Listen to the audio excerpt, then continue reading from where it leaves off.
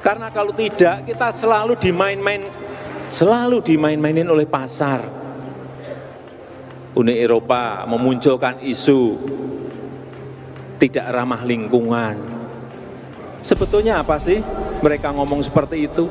Karena sawit ini bisa lebih murah dari minyak bunga matahari yang dihasilkan oleh mereka. Ini hanya perang bisnis antar negara, perang ekonomi antar negara. Tapi dipakai alasan terus. Kayak nggak apa-apa. Kamu nggak beli CPO kita tidak apa-apa karena sekarang kita telah menjadikan CPO kita, minyak kelapa sawit kita menjadi B20 dan tahun ini sudah B30. Kabinet disinggung. Masa kita ikutnya Malaysia? Yang punya sawit kita, yang punya karet kita ikutnya Malaysia.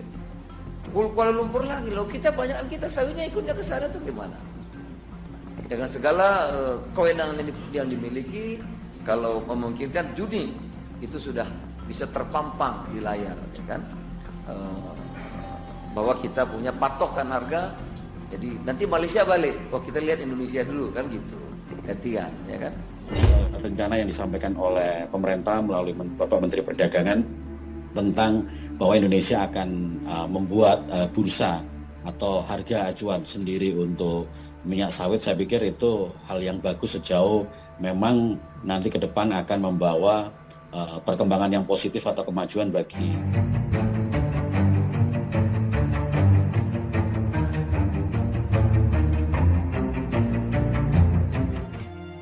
pemerintah harus mengambil alih perputaran bisnis kelapa sawit sebagai wewenang negara dari mulai petani hingga pasar. Ini harus dikendalikan sepenuhnya dan pemerintah bisa membentuk BUMN kelapa sawit serta mengeluarkan keterlibatan pihak swasta karena sejauh ini memonopoli perusahaan negara yang membuat masyarakat petani kecil babak belur. Direktur Eksekutif Gabungan Industri Minyak Nabati Indonesia Sahasinaga mengatakan hal itu belum lama ini.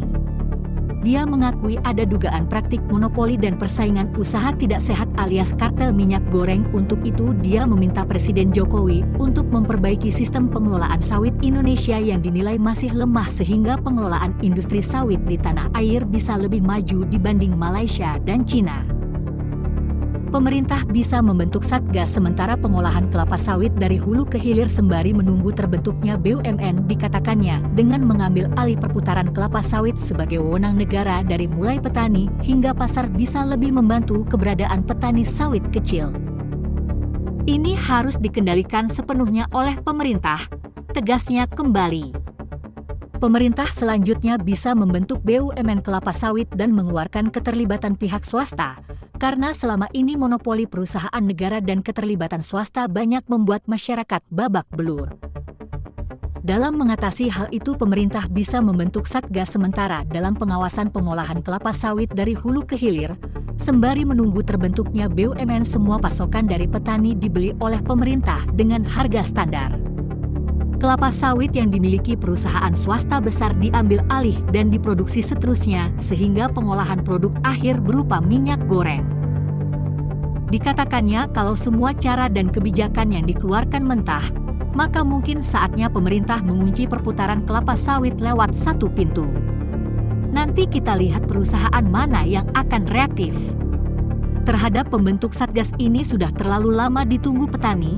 Mereka begitu barbar memainkan harga hingga membuat rakyat menderita, tandasnya. Presiden Jokowi, tambah dia, tahu betul bagaimana cara menghabisi mafia-mafia secara perlahan. Namun pasti kemudian yang menjadi pertanyaan adalah apakah para mafia itu berkaitan dengan kepentingan politik atau bahkan antek asing. Asal tahu saja selain masalah pengelolaan minyak sawit, komunitas kelapa sawit hingga saat ini masih menjadi primadona ekspor Indonesia. Bahkan Indonesia diuntungkan dengan adanya kenaikan harga komoditas global seiring dengan terhambatnya rantai pasok dunia akibat perang Rusia dan Ukraina. Pada tahun lalu untuk tetap menjaga situasi itu, Presiden Jokowi terus melakukan upaya-upaya pembenahan di Indonesia.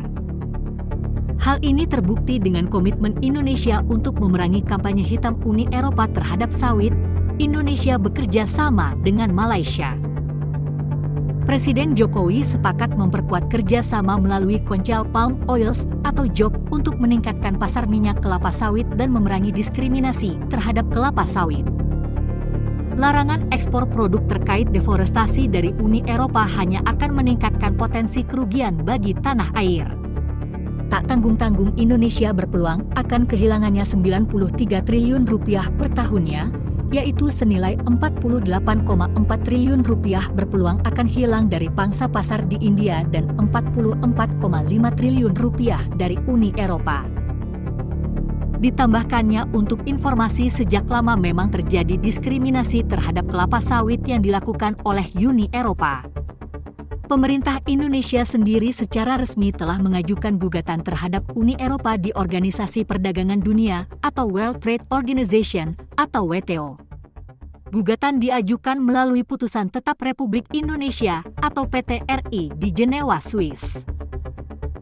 Pengajuan gugatan untuk kebijakan Ramweble Energie Directive dan The Legend Regulation UI yang dianggap mendiskriminasikan produk kelapa sawit Indonesia. Bila ditelusuri ke belakang, dengan ini adalah puncak dari upaya Uni Eropa ataupun hentikan sama sekali ekspor produk kelapa sawit Indonesia ke Uni Eropa.